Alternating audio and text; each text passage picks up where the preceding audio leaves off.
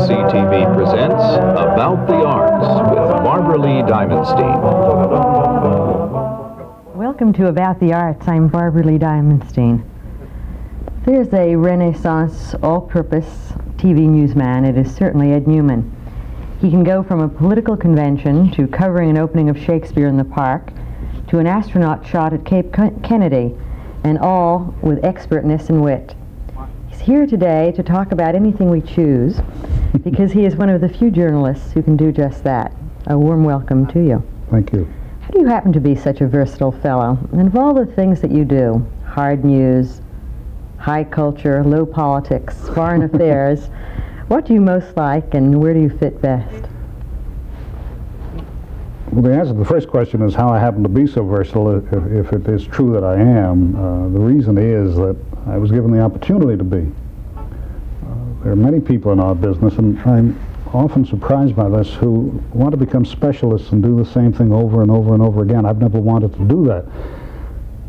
And if you are prepared to do a variety of things, at least I found this to be the case, there are no obstacles in your way. So I was permitted to do many things by NBC. What do I like to do best? This is slightly ghoulish, I suppose, but what I like to do best is deal with an emergency. I think that's what leads us into the news business in the first place. You go into news because you like excitement, because you want to be in the front row. And the time when you learn how good you are at your job, or perhaps you learn that you're not very good at it. The time is that moment when you're pretty much alone and you have to deal with circumstances that arise that can't be predicted or can't be controlled. And it really isn't very difficult to, in a way, it isn't difficult to go in and do, let's say, a daily news broadcast. There's some difficulty in maintaining your interest in it. There's some skill that goes into it, but it isn't a particular challenge. It's when something goes wrong. Usually these things are unfortunate. When the president is shot, for example, or something of that sort, that's when you're tested. And that's when this business is most interesting, which I suspect is one reason that there's so much bad news about. You've certainly been in the front row in the best of times and the worst of times. You've just made reference to one of them. What are some of the most striking stories that you've covered? Well, it's a curious thing. It seems to me that the stories you remember are the stories that were important to you, and that isn't determined so much by the story itself as by your own circumstances. In other words, it's the stories that give you the opportunity. I remember a story of no great consequence, certainly, but it happened to be very important to me. That was the death of King George VI. And I was in the London bureau of NBC at the time. Actually, when he died, I was in what was then French Morocco, which was not a sensible place to be if you were a member of the London bureau. And wasn't his daughter in Africa at the time? She was in Kenya, yes. Mm-hmm. But that story gave me an opportunity to do some ad-libbing, which, as I recall, I hadn't done before, and somebody at NBC said, oh, he can ad-lib. Well, that was very important to me. But as stories go, although it seemed important to us at the time, it wasn't. It was very little genuine significance in the world. If you're facing a story, let us say, like the death of a president, I remember announcing the death of President Kennedy, and on radio, and you have a slightly unreal, you have I should say, an impression of some unreality when you're doing that. You're finding it hard to believe, even though you've been in the news business for many years, and second, you're finding it hard to believe that you're the one who's handling it. But you have to put those thoughts out of your mind. I remember, for example, when it became known that Agnew would resign as vice president. We were broadcasting the World Series. I was told, go down to the studio and announce that, take the story and deal with it. And I ran down to an announce booth we had. Although this was television, I would not be seen. I was going to be doing a voiceover, and they would put a bulletin slide up on the screen. And the engineers in charge were trying to figure out how to fit me in. And I said, look, when the ball hits the catcher's mitt, cut to me, and I'll take 15 to 20 seconds over this, and by the time I finished with it, the pitcher will be ready to throw the next ball. And that's how we did that. Well, it's exciting. It's, as I say, it's slightly ghoulish. Your excitement comes from deaths and resignations and forced resignations and the like. What was the most important story you ever covered? I don't know what the most important story I ever covered was. I suppose in a way it might have been the armistice in Vietnam.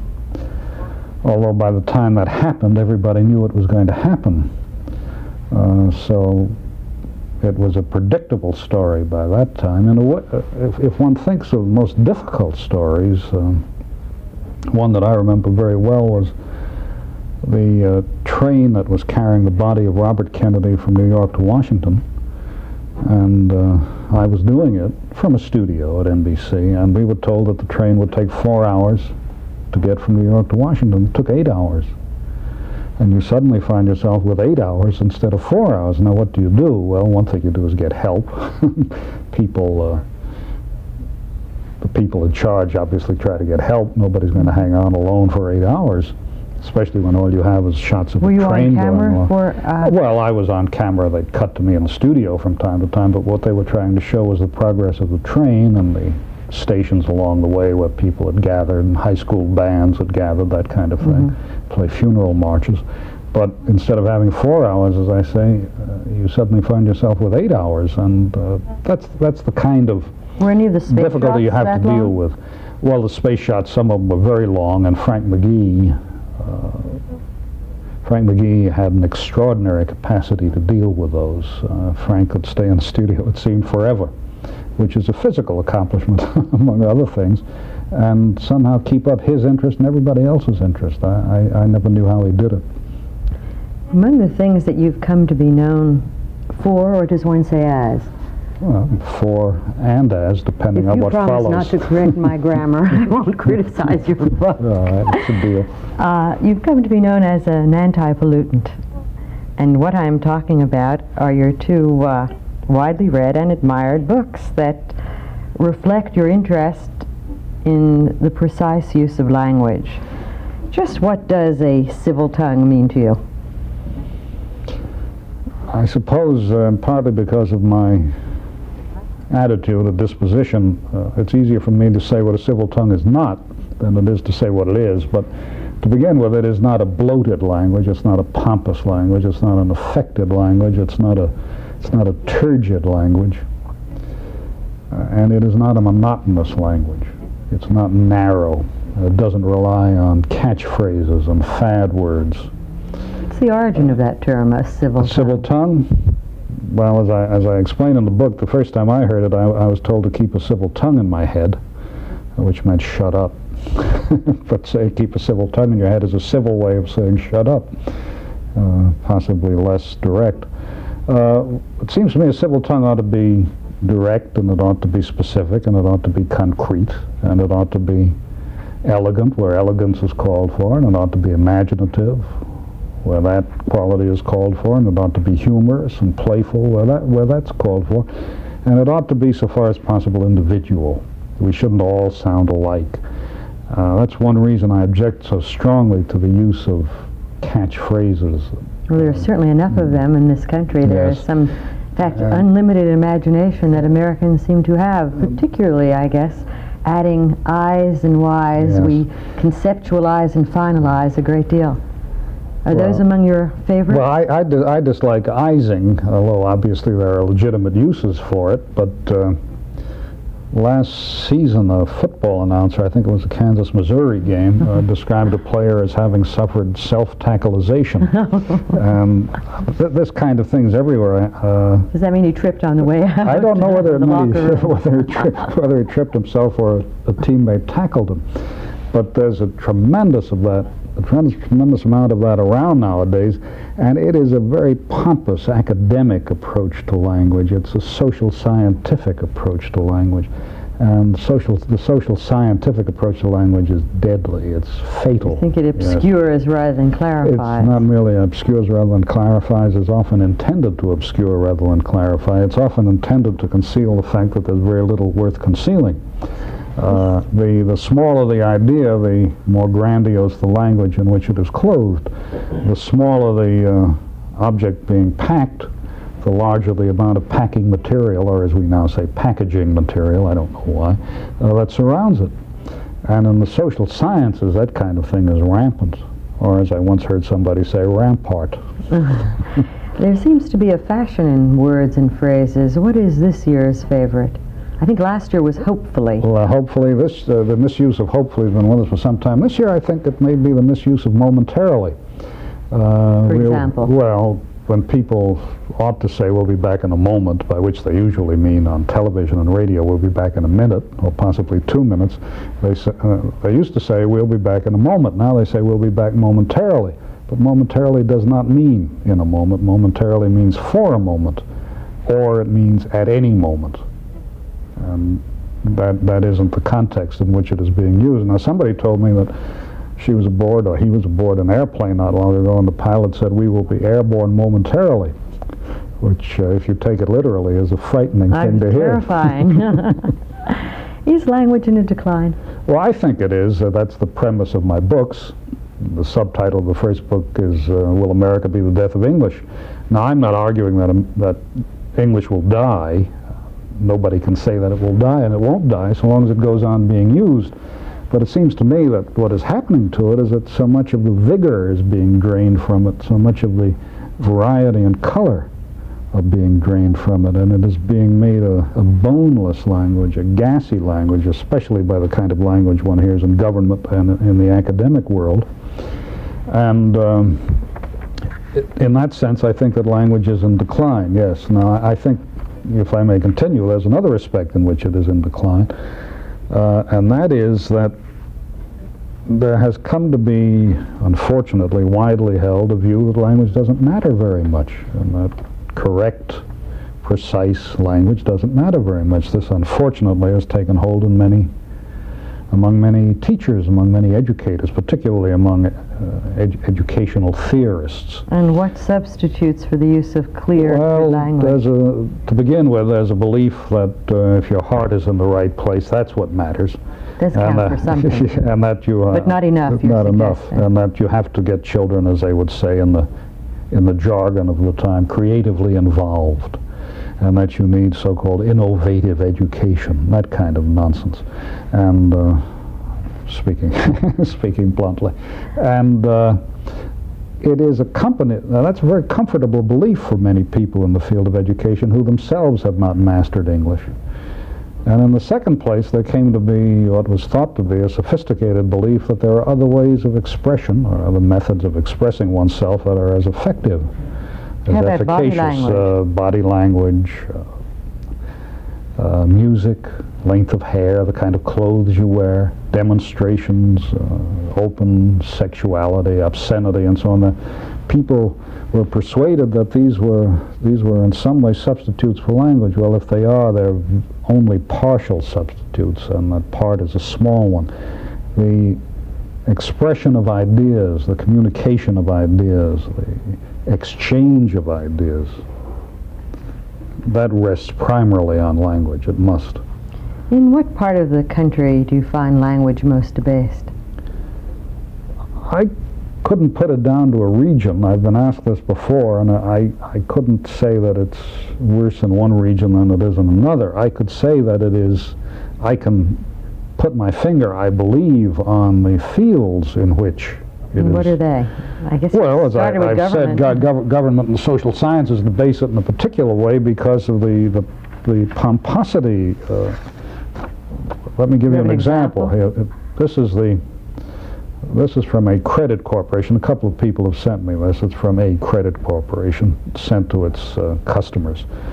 The Federal Trade Commission rule on preservation of consumer claims and defenses requires that creditors give you this notice. This is the notice.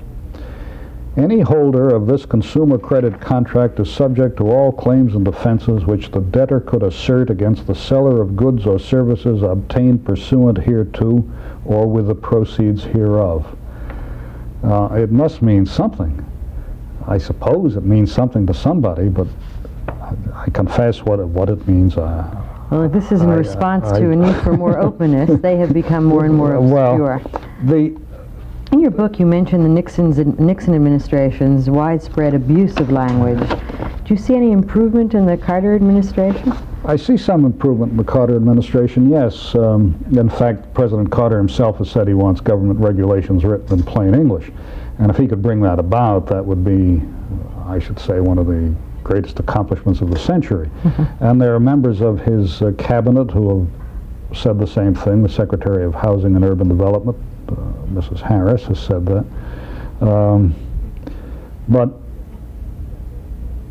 yes, I think that there is some improvement. On the other hand, I noticed with President Carter that he is influenced by the same forces that influence other people who achieve high office. And who what are they? Well, people who achieve high office or moderately high office or even not very high office seem to think that a particular kind of language is appropriate to the position. And so they will not say, this proves that I'm right. They will say, this validates the essentiality of the thrust of my argument. They use that kind of language. Perhaps they're just repeating earlier patterns, confirming they are. other role models. And President... Role models. At an earlier time they were called heroes, weren't they? I didn't know whether to pick you up on role models. President Carter, for example, rather than say, I will make the decisions in this administration, said that he would be the primary focal point for the evolution of policy. And former President Ford, I don't know whether I can remember the exact quote, wanted to say one day that he had some ideas that he thought should continue to be heard. And he said that he wanted the philosophy that I recommend laid out in the political spectrum. Now spectrum's a fad word. People love to use it. It's almost meaningless.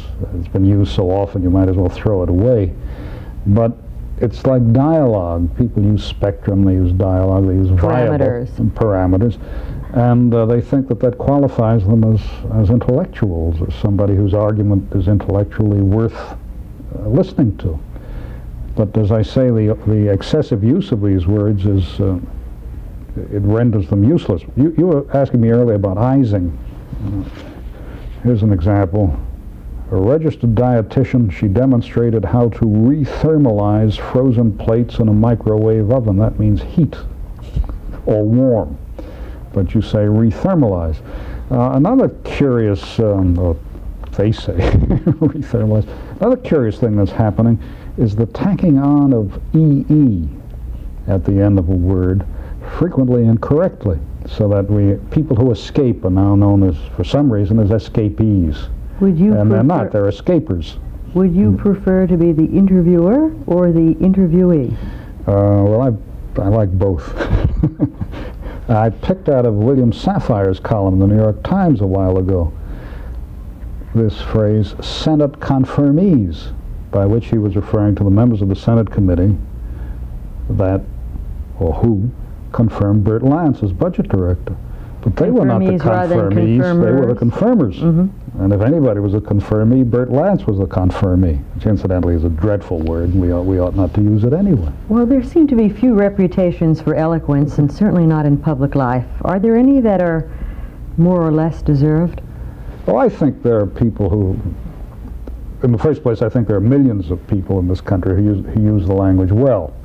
And I think also that obviously, I've not received millions of letters, but I've received thousands upon thousands of letters, and more come in every day. And so I conclude that there are a very large number of Americans who are concerned about what is happening to English. If I had only the evidence of my books, I would know that to be the case because they've been successful. But in addition to that, all the mail I get shows it to me, and there are other bits of evidence. But are there any public figures like Dean Acheson and Adlai Stevenson? Well, Dean Acheson and Stevenson, I think Acheson even more than Stevenson, use the language very well. Eugene McCarthy uses it very well. Now, I'm not saying that there's a direct connection between the ability to use language and being elected. Boy, Mr. Stevenson tried to tell us. But although McCarthy did very well for a while. But McCarthy uses the language extremely well, and one reason is that he has a sense of humor.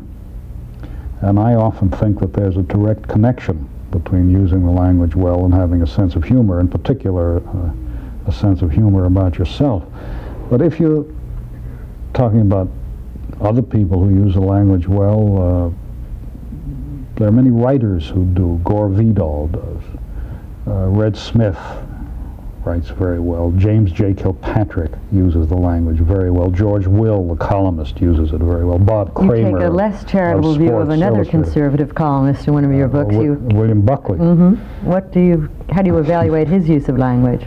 I think Buckley's use of language is affected. Effective? Affected. Mm-hmm. It's effective in a sense. It's effective in making people believe that he uses the language well. I think he does not, and the reason I think he does not is that he is excessively obscure, and I think sometimes deliberately so, uses obscure words, show-off words really, like epiphenomenon, which I then looked up and found out. What does it mean? It's a phenomenon that goes with another phenomenon. But he uses them to impress people. Now, I think that risks giving people the wrong impression about what eloquence is. And there are certainly times when the polysyllabic word is properly used, but if you're using the words for effect, to show your learning, to show your superiority, essentially you're using it to intimidate people. And as I say, you're giving them the wrong idea of what eloquence calls for. The first thing eloquence calls for is directness and economy of speech. In that list of speakers, we didn't include a woman, and as you were talking, Barbara Jordan's name came to mind. Barbara Jordan uses language very well, but in addition to that, she has a very considerable public presence, voice, bodily presence, and she is perhaps an orator. There are very few orators in American life. She may well be. She can hold an audience, she can mesmerize an audience, partly because of the strength of her voice, partly because of the cadence of her speech, which has a certain elegance and almost an ineluctability about it. Would you have classified Churchill as an orator, too? I would have certainly would have classified Churchill as an orator, yes, although he didn't have such a good time of it in the 1950s. No, and I can remember seeing him in the House of Commons being dealt with very harshly, because that's a different kind of speaking. It is a competitive speaking, which oratory is not. It's argument, it's debate, there's some cut and thrust to it. Can you remember the incident? Well, I can remember seeing Churchill deflated by Clement Attlee, who was a man of no presence whatever. Oh, I can remember an Aaron Bevan, who was also a great orator, in spite, by the way, or maybe because of stuttering and stammering, which added some drama to his delivery. I can remember Bevan saying to Churchill, when the Tories, the Conservatives, are finished with you, they'll toss you aside as though you were a soiled glove. And when you're looking at a man directly across the it's a table under the Speaker's chair in the House of Commons, when you're, I think the distance is 3 swords lengths apart. I think that's how it was arrived at. When you're looking at a man and saying they're going to throw you aside as though you were a soiled glove, then the burden is on the person. How did he reply? I don't recall that he did. There isn't much one can say. Now Churchill could be marvelous at this kind of thing too. There was an incident in the House of Commons when a Labor member, Richard Crossman, who died fairly recently, was making what to him was an important and impassioned speech, and at one point he said, "Now follow me on this," and Churchill popped up and said, "I'm doing my best to follow the to follow the honorable gentleman," which deflated Crossman, of course. But it's a different style of parliamentary debate. You give some examples in a civil tongue of succinct uses of the language, and one that was particularly striking to me was Bolin and the U2. Oh yes, when it was after the meeting in Paris. I was then the Paris correspondent for NBC, and Eisenhower, de Gaulle, Khrushchev, and I guess it was Macmillan for Britain had gathered for what I'm afraid is, in a very tired phrase, called a summit conference. And the U-2 had been shot down, and the meeting blew up, Khrushchev carrying on. And some of us had a meeting with Charles Bolin, who was an advisor to Eisenhower, after the conference blew up, and Bolin was asked, well, will we go on using the U-2? And Bolin looked at the man, and he said, the U-2 is a blown instrument. It said it all. That said it all. My favorite example of, I think, well, a couple of favorites, but one is in Strictly Speaking. I was in a veterans hospital after the war as a patient, and another patient asked me about yet another patient who had just come in. What does he do? I said, he's a school teacher. And the first patient said, them is my chief dread. And I thought those 5 words summed up a lifetime. If I have time for another one, one that came to me in French, I was in Tunis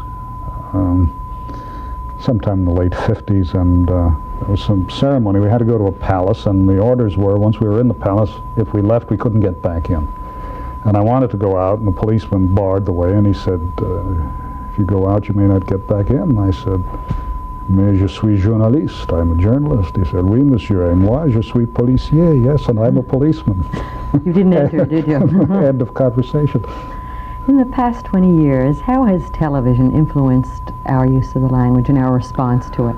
I think one cannot separate television from radio in that respect, and I think one influence it has had is to make unpopular the idea of silence, to make quiet periods during which you would think somehow out of fashion.